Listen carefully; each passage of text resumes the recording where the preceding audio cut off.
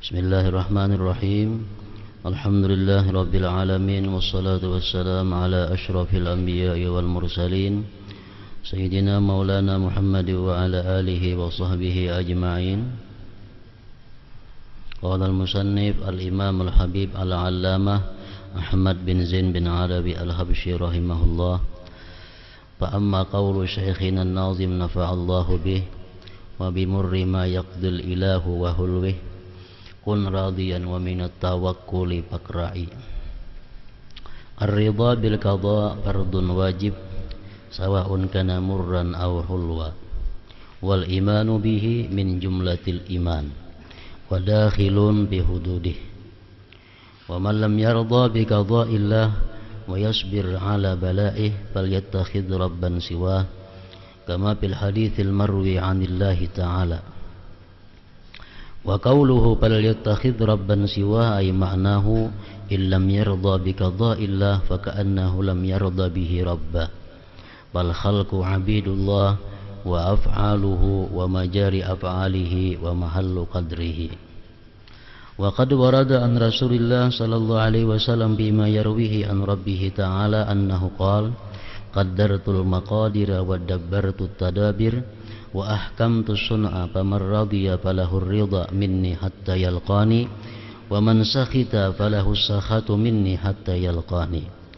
Wa fi hadzal hadits syarif anna ar-ridha huwa 'adamu sukhti wa fi ma warada 'anil nabi sallallahu alaihi wasallam anna Allah azza wa jalla ja'ala ar-rawha wal faraja fi ar-ridha wal yaqin wa ja'ala al-hamma wal hazana fi asy-syakki was-sukhti. Wa qala Abu Darda radhiyallahu anhu darwatul iman as-sabru lil hukmi war ridha bil qada ila akhir. Makna daripada kalam Al-Habib Al-Alim Al-Allamah Ahmad bin Zain Al-Habsyi rahimahullah, ridha dan tawakal.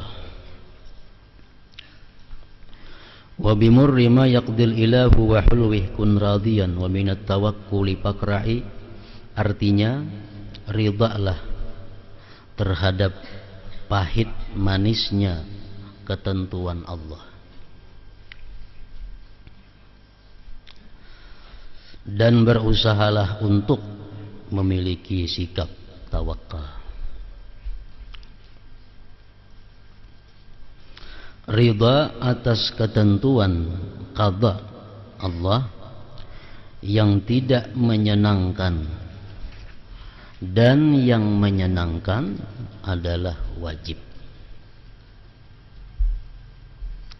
baik itu berupa masalah-masalah duniawi ataupun ketetapan-ketetapan Allah mengenai masalah hukum-hukum agama. Artinya kita wajib ridha hukum Allah, baik menyangkut perkara-perkara duniawi atau perkara agama yang sesuai atau yang tidak sesuai dengan keinginan kita.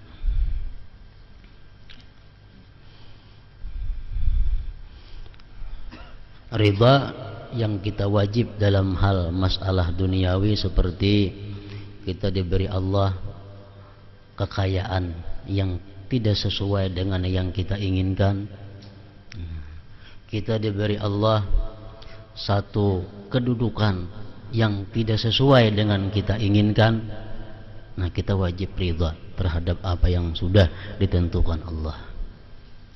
Itu masalah duniawi. Dan kita pun wajib juga ridha dalam hal-hal yang bersangkutan hukum Allah mengenai masalah agama. Allah menetapkan yang ini boleh kita lakukan, yang ini haram kita lakukan.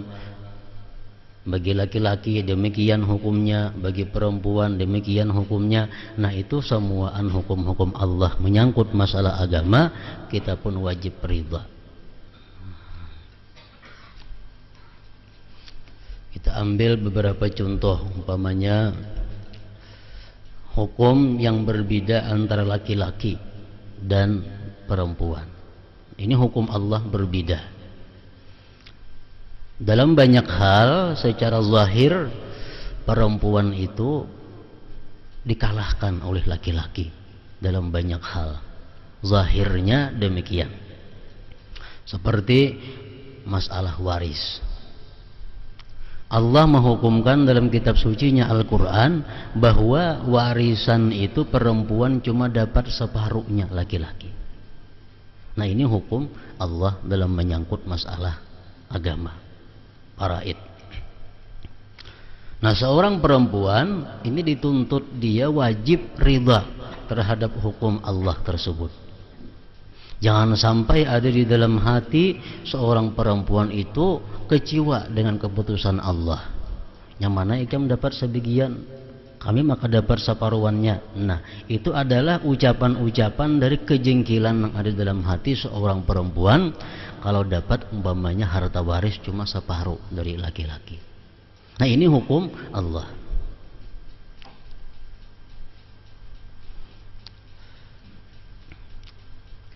Laki-laki ditentukan oleh agama, auratnya laki-laki itu mulai pusat sampai lutut. Itu auratnya laki-laki yang wajib ditutupi. Sedangkan perempuan dihukumkan oleh Allah auratnya seluruh tubuh. Nah, sehingga ini mempersempit ruang gerak perempuan. Nah, secara zahir ini perempuan lebih sulit daripada laki-laki, lebih berat daripada laki-laki hukum Allah. Nah, jangan sampai ada seorang perempuan itu dalam hatinya ma'atirat, memprotes atau kecewa dengan apa yang dihukumkan oleh Allah. Kenapa Allah menghukumkan maka bini-bini sembuhan awak wajib ditutupi, sedangkan laki-laki cuma ingat pusat saja lawan lutut. Nah, itu hukum Allah nang wajib ridha, wajib setuju. Kita seorang anak ini sudah ditentukan oleh Allah wajib kita taat, patuh, bakti kepada orang tua. Itu hukum Allah. Nah, jangan sampai kita artinya kecewa dengan hukum Allah itu. Kenapa? Maka kada boleh musafir seorang anak kada boleh tanpa seizin orang tuanya. Melakukan apapun si anak, kalau orang tuanya kada setuju, si anak berdosa. Nah, ini jangan sampai hati si anak ini adalah kecewa dengan hukum Allah itu. Kenapa? Seorang anak maka lawan kuwitannya demikian halnya. Nah, seorang istri, seorang perempuan diwajibkan oleh agama kita taat dan tunduk bakti patuh kepada suaminya. Apapun yang dikehendaki oleh suaminya selama tidak bertentangan dengan hukum Allah, si perempuan, si istri itu wajib menurutinya. Nah, jangan sampai hati seorang istri itu kecewa dengan hukum Allah ini. Jangan sampai seorang istri itu memprotes, walaupun kada langsung, kada jelas protesnya, tetapi ada perasaan jingkil, nyamannya laki-laki ini tuh sekahendaknya bini-bini maka wajib bakti lawan inya. Nah, ini tanda si perempuan itu kada puas, kada ridha dengan hukum Allah Subhanahu wa taala. Dituntut kita wajib ridha terhadap hukum keputusan Allah, baik yang menyangkut masalah dunia atau masalah agama tadi. Iman terhadap qada tersebut juga wajib, termasuk rukun iman, percaya kepada qada dan qadar itu dari Allah Subhanahu wa ta'ala. Barang siapa tidak ridha dengan ketentuan Allah, kada setuju,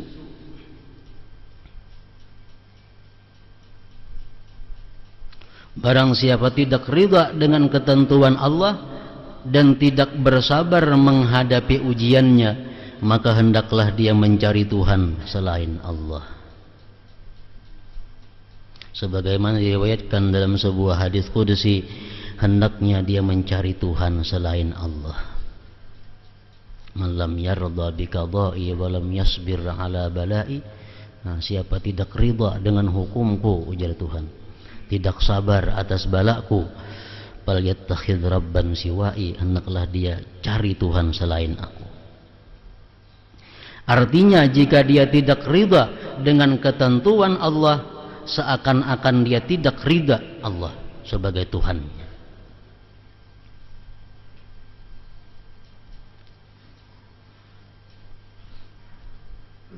Kalau kita kada ridha dengan hukum Allah, kada setuju dengan hukum Allah,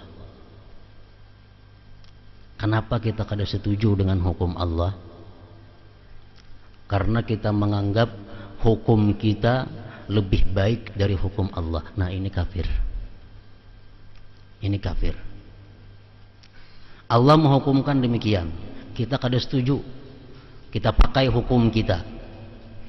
Kita punya keyakinan hukum kita lebih baik dari hukumnya Allah. Itu sudah kafir kita. Suruh mencari Tuhan aja selain daripada Allah.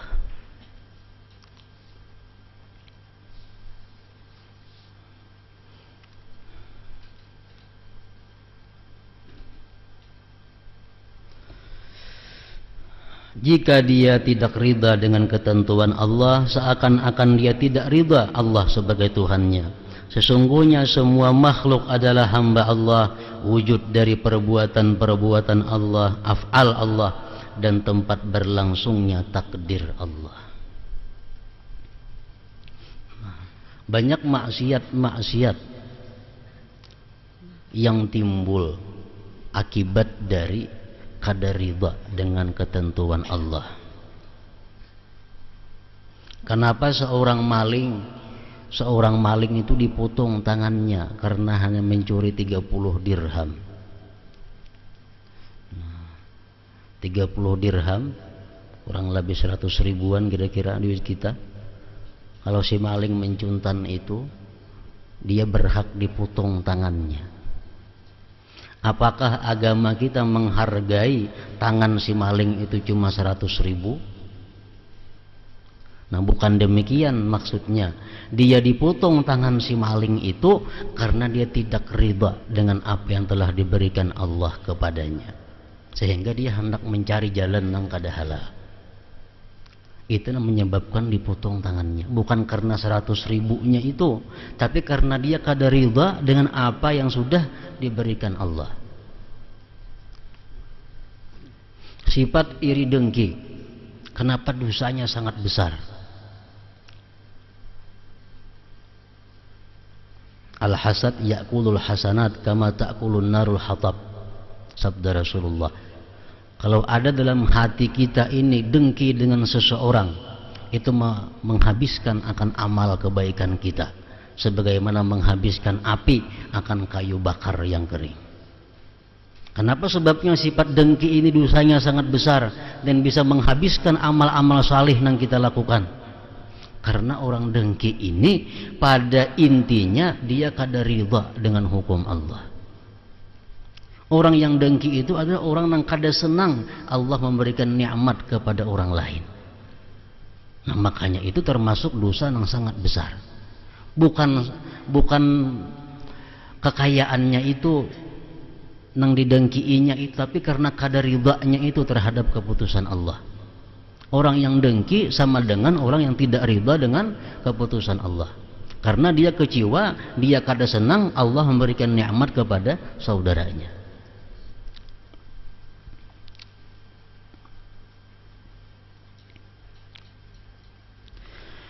Dalam sebuah hadis qudsi Allah berfirman, qaddartul maqadira wa dabbartut tadabira wa ahkamtu sun'a faman radiya falahur ridha minni hatta yalqani wa man sakhita falahu sukhtu minni hatta yalqani. Telah kutentukan segala sesuatu, ujar Tuhan. Telah kutentukan segala sesuatu, telah kuatur segala hal dan telah kusempurnakan ciptaanku.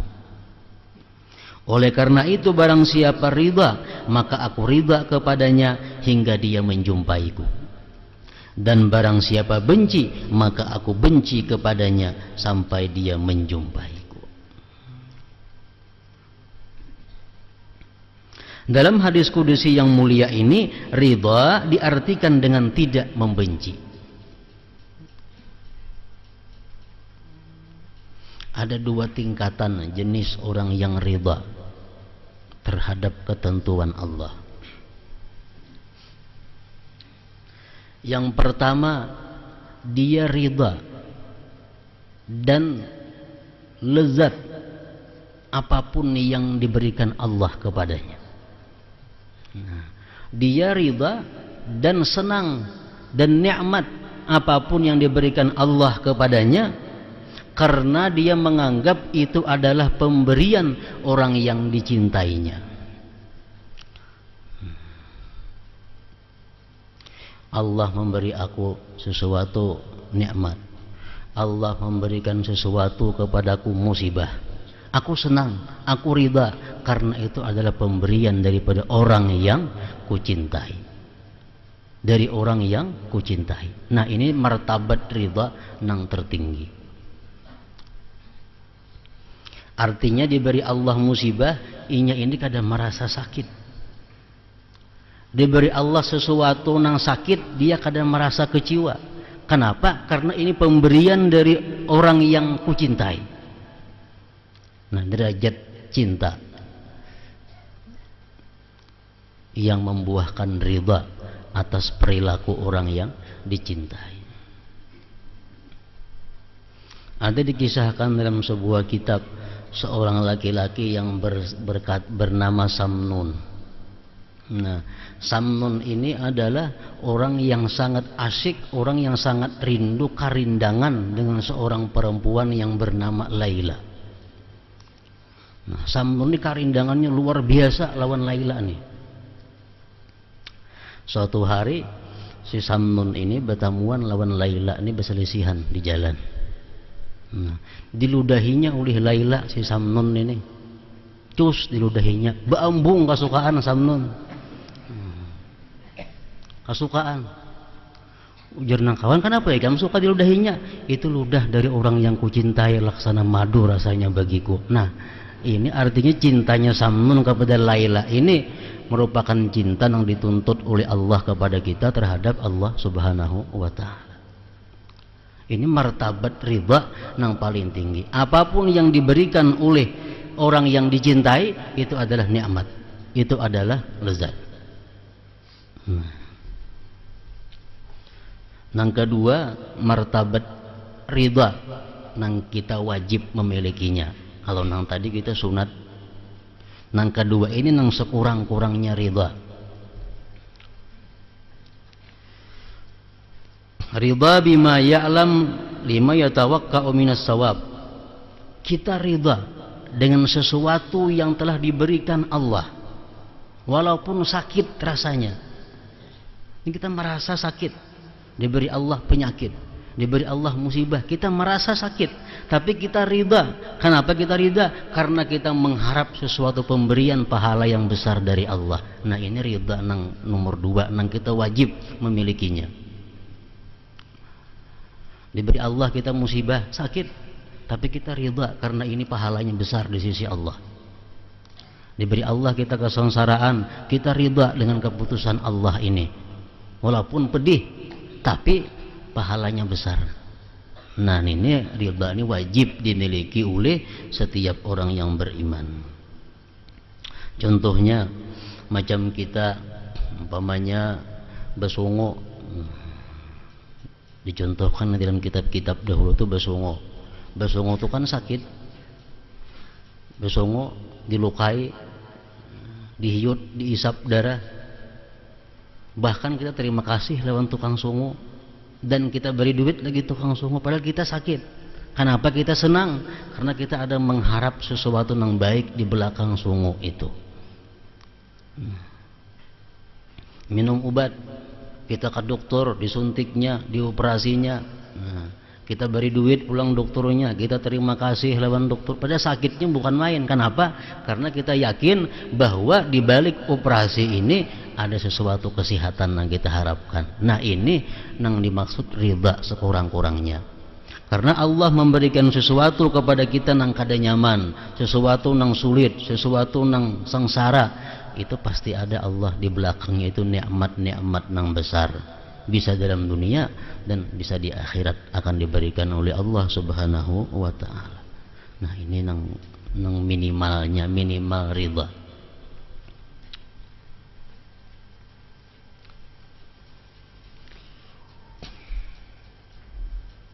Salah seorang sahabat Rasulullah SAW yang bernama Sa'ad bin Abi Waqqas.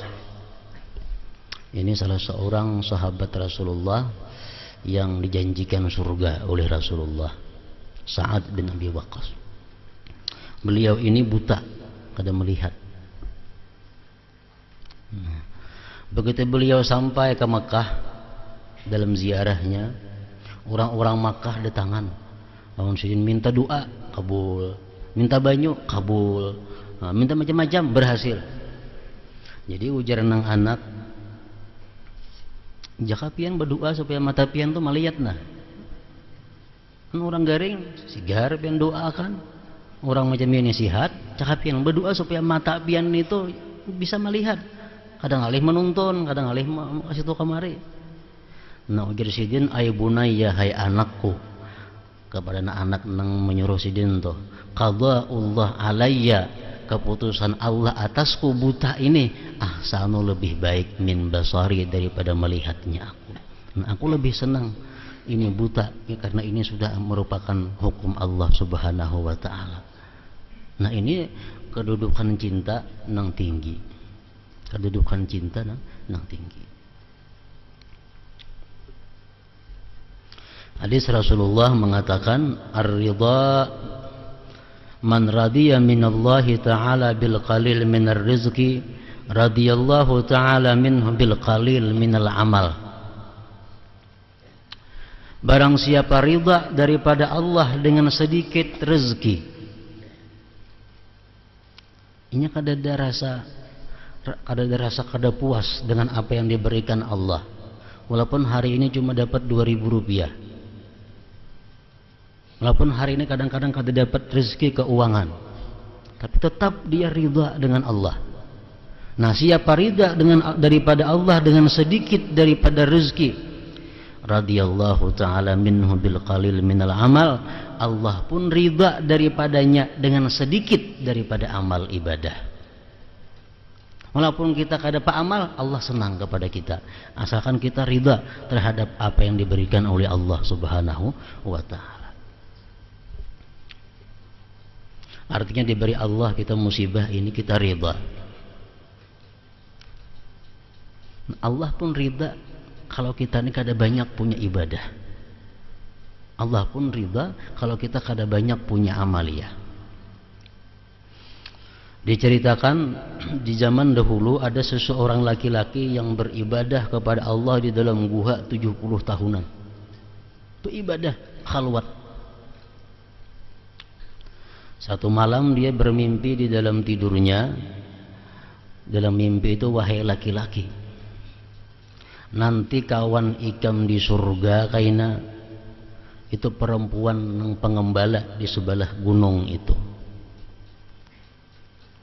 Nah, jadi si laki-laki ini begitu bangun daripada gurunya, hendak tahu kayak apa perempuan yang bakal kawanku di surga itu kaina. Nah, cari. Akhirnya dapat petunjuk, oh ini perempuan. Di sini hanya Saikong ada perempuan yang pengembala, lainnya semua laki-laki. Pasti ini orangnya.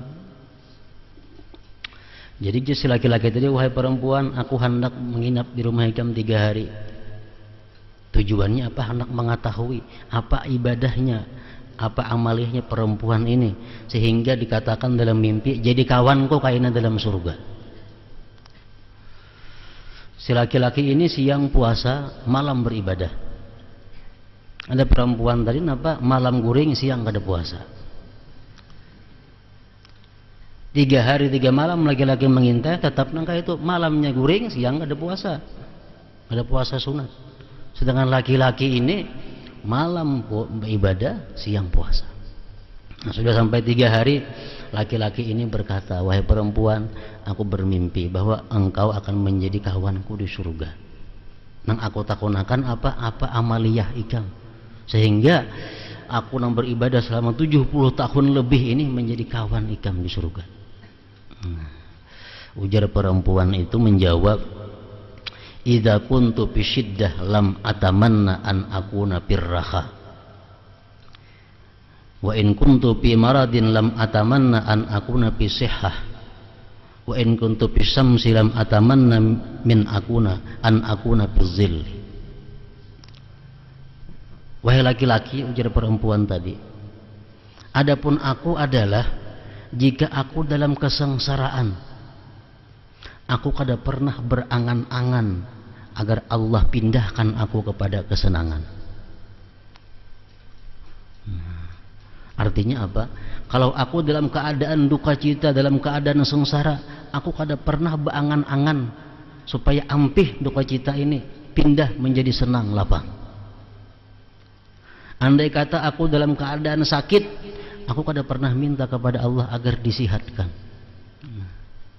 Andai kata aku di tempat nang panas, aku kada pernah minta kepada Allah supaya dapat naungan. Artinya apa? Dia ridha menerima apa yang diberikan oleh Allah dan kada minta alihakan daripada apa yang diberi oleh Allah itu, kecuali Allah sendiri nang mengalihakannya. Nah ini ridha. Nah ini ridha. Allah pun ridha dengan sedikit daripada amalnya, walaupun malam kada tahajud, siang kada puasa sunat, tapi kedudukan di surga sama dengan orang beribadah 70 tahun lebih, malam siang beribadah. Makanya tadi siapa yang ridha daripada Allah dengan kesengsaraan yang diberikannya, Allah pun ridha dengan sedikit amal daripadanya.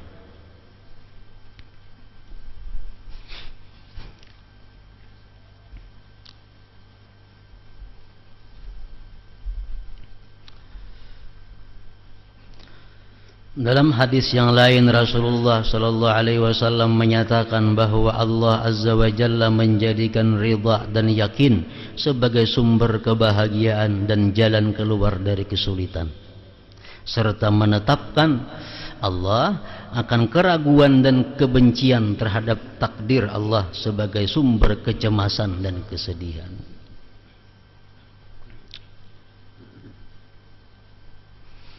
Jadi amun kita umpamanya diberi Tuhan sesuatu musibah,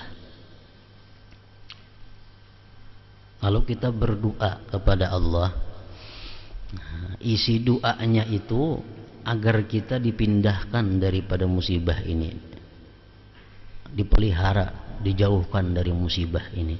Apakah itu kita kada ridha dengan takdir Allah? Kita berada dalam kesempitan rezeki, lalu kita berdoa kepada Allah agar kita diberi rezeki yang luas.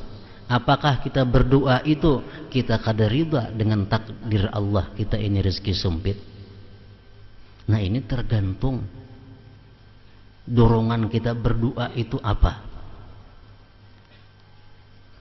Kalau kita ini berdoa kepada Allah karena kita kada tahan menyandang ketentuan Allah ini, lalu kita minta doa supaya dialihkan, nah ini termasuk kita kada ridha dengan ketentuan Allah.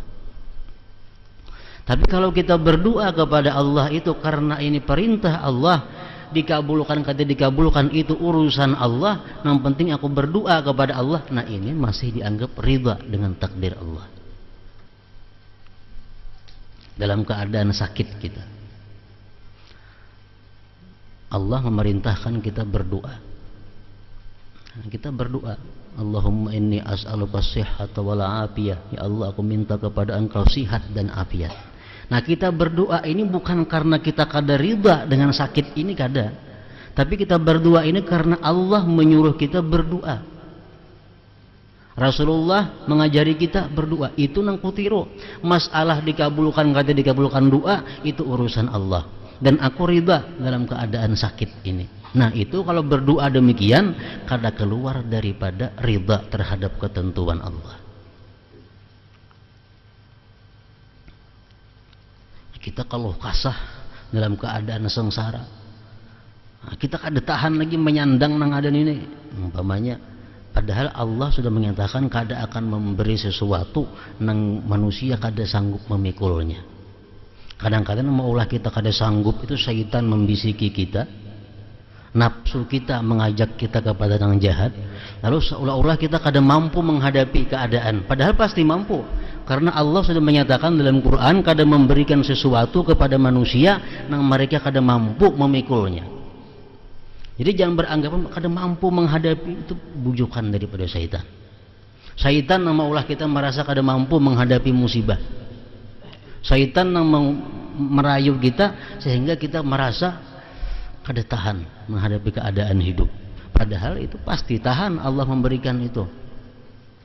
Nah, jadi kita berdoa kepada Allah itu bukan karena kita kada ridha dengan apa yang ada sekarang ini, tapi kita berdoa itu karena perintah Allah, perintah Rasulullah. Dikabulkan kata dikabulkan, doa itu urusan Allah. Yang penting aku ridha menghadapi kenyataan seperti ini. Nah, itu doanya berpahala dan doanya bisa dikabulkan oleh Allah, dan kita tetap ridha dengan apa yang dihukumkan oleh Allah Subhanahu wa taala.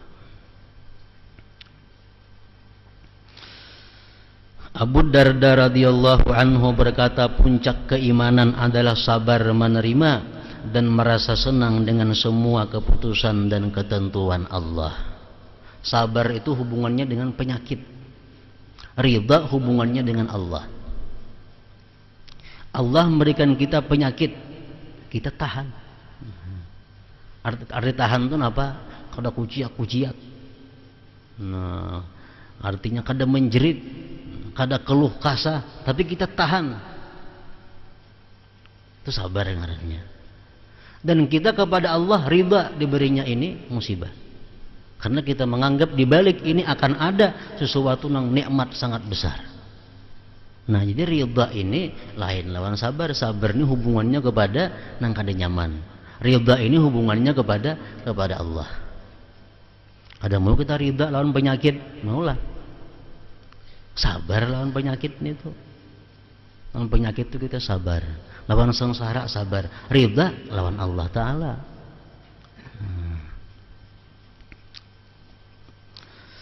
Al-Fudail rahimahullah berkata, seseorang hamba yang telah mampu merasakan bahwa pemberian dan penegahan adalah sama, maka dia telah ridha terhadap Allah.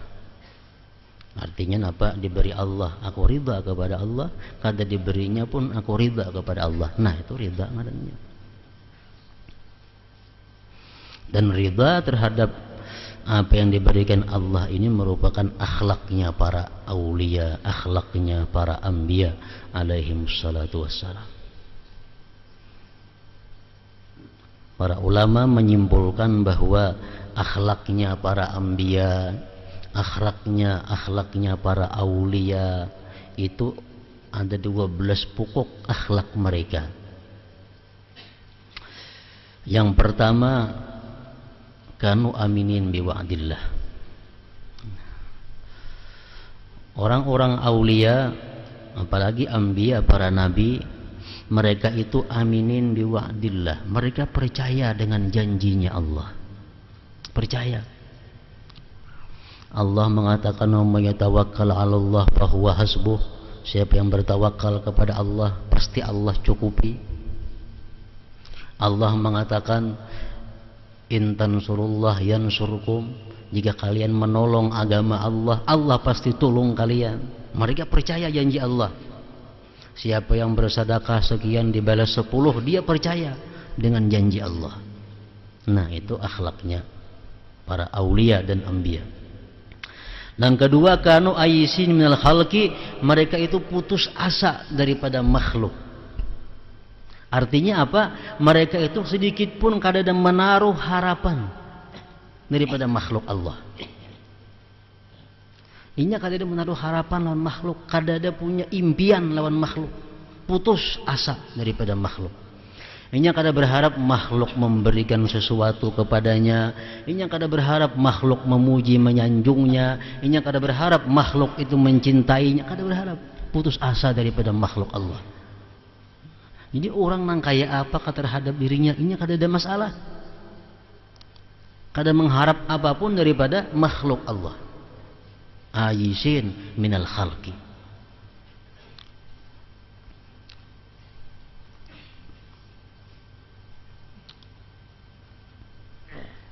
Selama kita masih mengharapkan sesuatu daripada makhluk Allah, kita mengharapkan masih dicintainya, masih diharapkan disanjungnya, masih diharapkan diberinya, masih diharapkan dihormati. Nah, selama kita masih tamak kepada makhluk Allah ini, kita kada akan bisa lurus di jalan Allah. Kada akan bisa lurus. Kita bisa lurus di jalan Allah asalkan kita putus asa daripada makhluk ini. Jangan mengharap apapun daripada makhluk Allah. Inya menghormati kita, alhamdulillah. Kada menghormati, alhamdulillah. Memberi, alhamdulillah. Kada memberi, alhamdulillah. Kada ada urusan makhluk Allah. Nah, aisin. Ini akhlaknya para nabi dan para aulia. Yang ketiga, kanat adawatuhum ma'asyaitan. Yang ketiga, musuh mereka itu adalah syaitan. Nang dianggapnya musuh cuma syaitan. Lain pada syaitan kada musuh. Masalah orang memusuhinya, masalah orang membenciinya itu kada ada masalah. Tapi kalau dalam hatinya syaitan, saya kong aja musuh. Nang keempat, kanu muqbilin ala amri anfusihim. Mereka itu berhadap mengurusi urusan diri mereka. Artinya apa? Mereka anbiya, mereka para aulia itu, mereka hanya mencari kesalahan-kesalahan dirinya, mencari keaiban-keaiban yang ada pada dirinya. Ini kadang mencari-cari keaiban orang, kadang mencari keburukan-keburukan orang. Itu akhlaknya para aulia.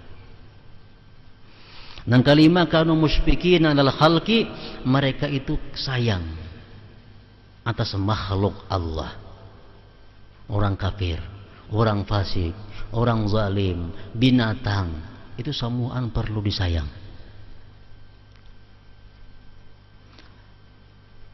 Yang keenam, kanu mutahammilin li adal khalqi, mereka itu sanggup menyandang gangguan-gangguan makhluk. Artinya apa? Mereka kada akan membalas orang-orang yang menyakiti mereka. Yang ketujuh, kanu aykanu annallahu la yudhi'u amalahum. Mereka yakin bahwa Allah kada akan menyia-nyiakan amal mereka sekecil apapun. Mereka yakin sehalus apapun ibadah yang mereka lakukan, Allah kada menyia-nyiakan. Jadi kada ada ibadah itu merasa wah dikitnya. Karena sekecil apapun ibadah akan dinilai oleh Allah. Nah, mereka yakin demikian.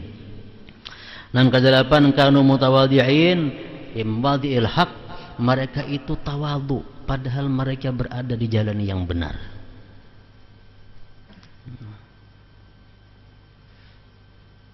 Berada di jalan yang benar, tawadhu pula. Kada merasa paharatnya, artinya kada merasa penyucinya, pembersihnya, kada. Mereka tawadhu padahal mereka di jalan yang benar. Yang kesembilan, kanu la yad'una an-nasihah bi mawadi'il adawah, mereka tidak meninggalkan nasihat walaupun musuh. Arti nasihat itu apa? Menghendaki kebaikan. Mereka itu selalu menghendaki kebaikan walaupun untuk musuh. Walaupun untuk musuh.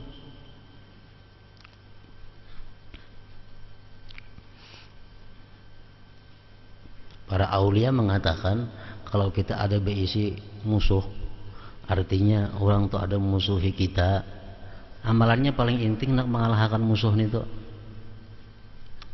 Paling nyaman amalannya musuh tuh kiyuk. Ngapa amalannya? Setiap malam doakan musuh itu mudahan diampuni Tuhan dosanya, mudahan disejahterakan dia, mudahan diluasakan rezekinya, mudahan disihatakan badannya. Nah, kita yang disakiti oleh orang, kita dianiaya oleh orang.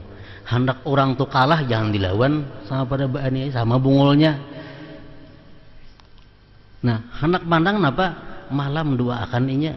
Mudahan orang nang nyambati aku tuh disihatakan awaknya, dibanyakakan bininya umpamanya. Doakan. Kiyok tuh musuh nih tuh. Allah tahu artinya bahwa kita kadang menghendaki jahat kepada orang yang berbuat jahat kepada kita. Nah kalau kita menghendaki jahat kepada orang yang berbuat jahat kepada kita, itu kadang nasihat ngarannya. Ini mujarab. Nah sudah diamalkan oleh para orang-orang dahulu. Jadi mengalahkan musuh bukan dengan membaca Yasin, bukan dengan membaca doa Saifi, itu kada. Doa Saifi itu bisa kabul kalau hati kita bersih. Nah, hati kita suci daripada dosa, baca doa Saifi mau kabul. Tapi kalau hati kita kada bersih, kada usah doa Saifi, sebaliknya daripada doa Saifi, itu nang kabul.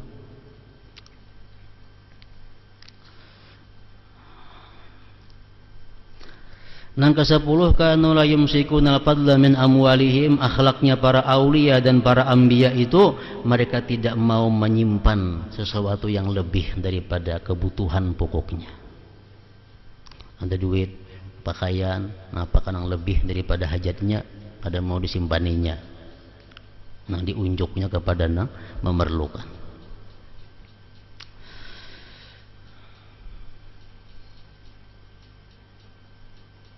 Nang ke-10, nang ke-11, kanu yudimuna 'alal wudu. Akhlaknya para nabi, aulia, mereka itu selalu kekal wudu. Artinya batal baudu. Nang ke-12, kanu radin billah ala ma wajadu aw fatu minad dunya. Yang ke-12, akhlaknya para aulia dan anbiya itu mereka ridha dengan Allah atas apa yang mereka dapat dan yang mereka tidak dapat.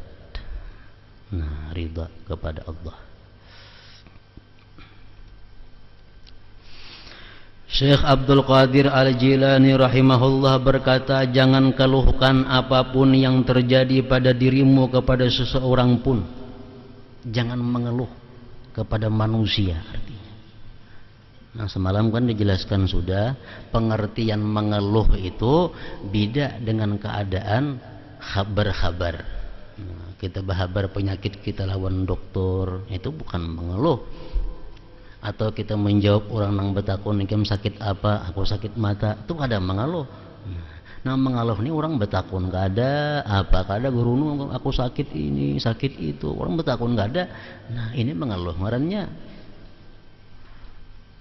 Jangan sampai demikian.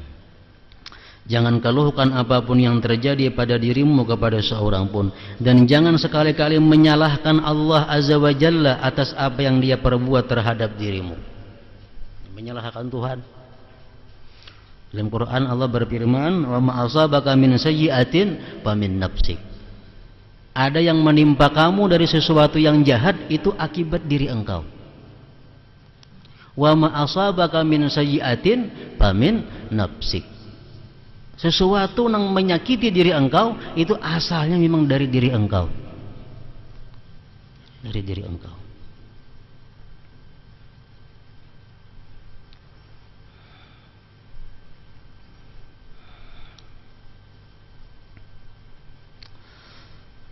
Akan tetapi bersyukurlah kepadanya, sebab seseorang yang mendapat musibah kemudian bersyukur karena merasa yakin bahwa di balik musibah itu terdapat nikmat yang tersembunyi adalah jauh lebih baik daripada seseorang yang bersyukur tetapi tidak menyadari bahwa dirinya memperoleh banyak nikmat.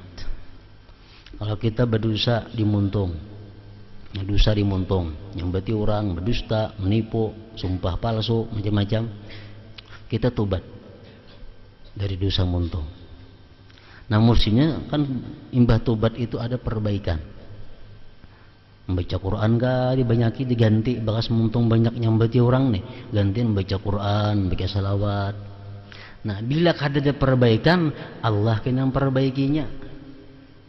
Gigi kah sakit, bangkak kada beampihan, sariawan kah banyak dimuntung, tenggorokan kah sakit, nah apakah itu perbaikan dari Allah? Kalau Allah membaiki sakit. Tapi kalau kita memperbaiki seorang, kada sampai kayak itu. Nah, jadi kita dosa dimuntung nang banyak nih tuh, kalau kita sudah tobat diperbaiki dengan membaca nang suci-suci Al-Quran, salawat dan lain-lainnya. Bila kita kada demikian, nah kayaknya Allah membahagiakan.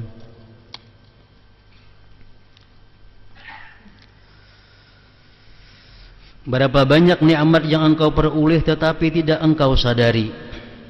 Allah Ta'ala mewahyukan, wa in ta'uddu ni'matallah la tuhsuha, dan jika kalian menghitung nikmat Allah maka tidaklah kalian mampu menghitungnya.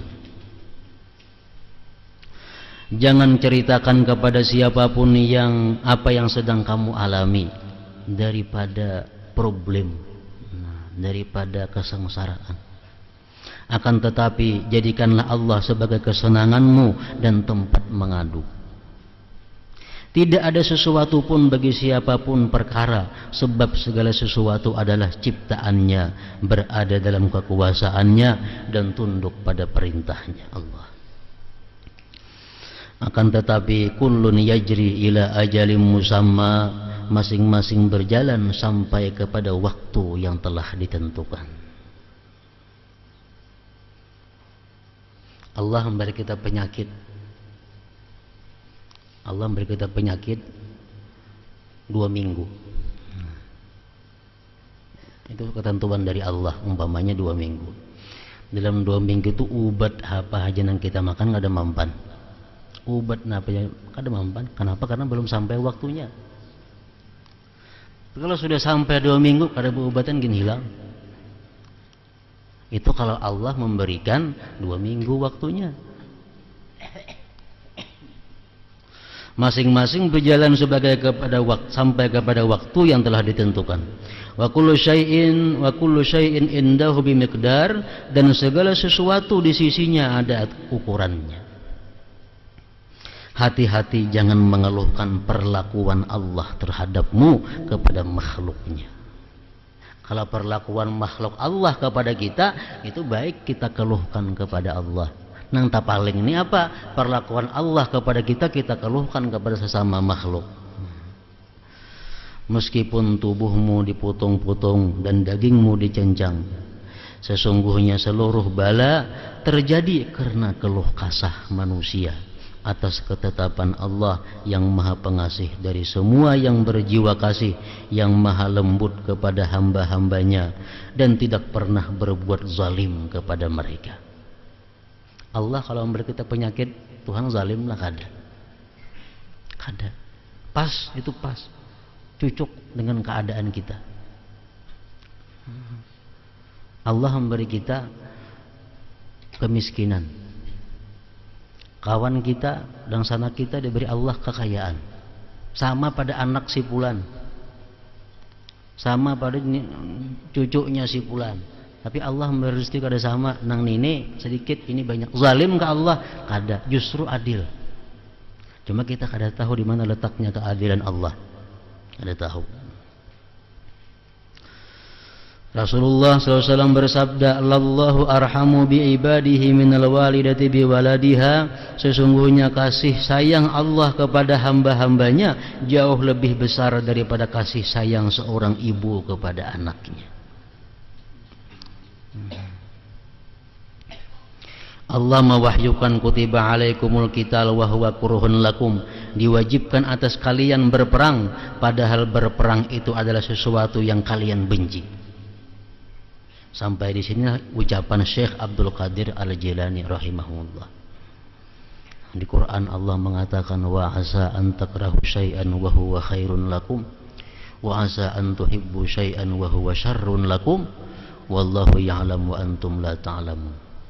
Biar Tuhan barangkali ikam itu kada katuju lawan sesuatu padahal itu sangat baik untuk kamu. Kadang-kadang kamu tuh mencintai sesuatu padahal itu jahat, buruk bagi kamu. Kamu tidak tahu, hanya Allah yang tahu. Sahala rahimahullah berkata, tingkat keyakinan seseorang hamba tergantung kepada tingkat keridaannya kepada Allah. Ridha adalah salah satu makam yang agung dalam Islam. Membenci perbuatan maksiat dan dosa tidak bertentangan dengan ridha. Bahkan ridha terhadap maksiat tidak diperkenankan. Ridha terhadap ketentuan Allah wajib hukumnya, sebab berarti ridha kepada Allah. Walaupun hal itu bertentangan dengan hawa nafsu. Mengatakan ridhanya hubungannya kepada Allah. Ridha jangan dihubungkan kepada kesengsaraan, ridha jangan dihubungkan kepada kemaksiatan. Kita kan lebih ridha dengan maksiat. Kenapa? Lain hubungannya. Ridha ini kepada Allah Ta'ala. Kalau maksiat itu kita benci. Tapi kita ridha selaku Allah yang menentukan maksiat itu. Misalnya hamba fulan melakukan maksiat. Nah, kita ridha kepada Allah fulan yang ditentukannya. Kita ridha kepada Allah fulan melakukan maksiat itu atas takdirnya. Tapi kita benci kepada maksiat yang diusahakan oleh si fulan itu. Nah, benci kita kepada maksiat, ridha kita kepada Allah. Sabar kita kepada penyakit, ridha kita kepada Allah. Jadi hubungannya itu jangan luput.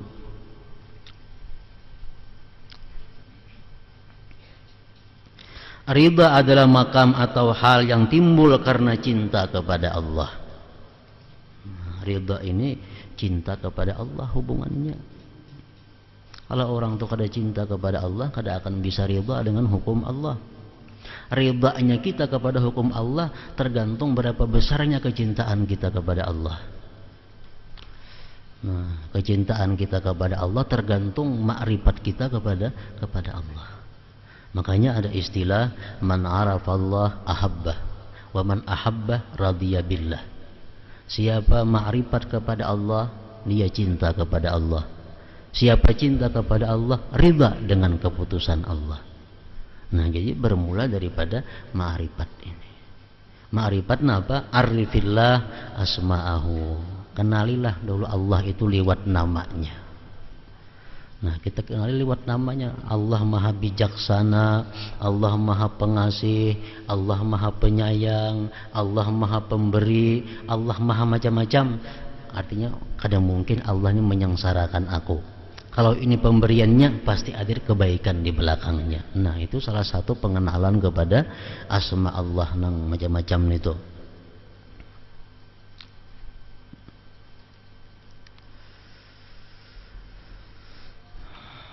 Sebagaimana ungkapan syair berikut, ahwahu waslan wa in abada talawunahu fa kullu ma yaf'alul mahbub mahbub. Aku ingin menjalin hubungan dengannya meskipun ia tidak menaruh perhatian kepadaku, artinya. Sebab setiap perbuatan kekasih itu disukai. Nang mau kita kada suka itu perbuatan orang nang kada kita kasihi, kada kita cintai. Selanjutnya berdoa dengan merendahkan diri serta melakukan semua kegiatan yang diperintahkan Allah tidaklah bertentangan dengan ridha.